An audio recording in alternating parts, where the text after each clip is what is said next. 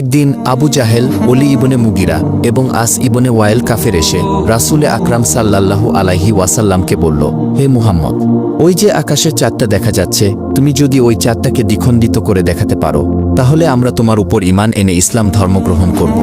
তখন রাসূলে আকরাম সাল্লাল্লাহু আলাইহি ওয়াসাল্লাম তাদেরকে বললেন, আমি যদি সত্যি এই আকাশের চাঁদকে দ্বিখণ্ডিত করে দেখাতে পারি, তাহলে কি তোমরা আমার উপর ঈমান আনবে এবং আল্লাহকে আল্লাহ বলে স্বীকার করবে? তখন তারা বলল, আগে আমাদেরকে চাঁদটি দ্বিখণ্ডিত করে দেখাও।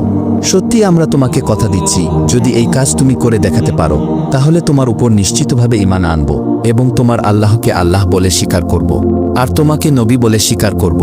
তখন হুজুরে আকরাম সাল্লাল্লাহু আলাইহি ওয়াসাল্লাম আল্লাহ রাব্বুল আলামিনের দরবারে দোয়া করলেন, হে আল্লাহ, আপনি এই আকাশের চাঁদকে দ্বিখণ্ডিত করে দিন। তখন মহান রাব্বুল আলামিন রাসূলে আকরাম সাল্লাল্লাহু আলাইহি ওয়াসাল্লামের দোয়া কবুল করলেন। দোয়া করার পর দয়াল নবী চাঁদের দিকে নিজের আঙ্গুলের ইশারা করলেন। তখন সাথে সাথে আকাশের চাঁদ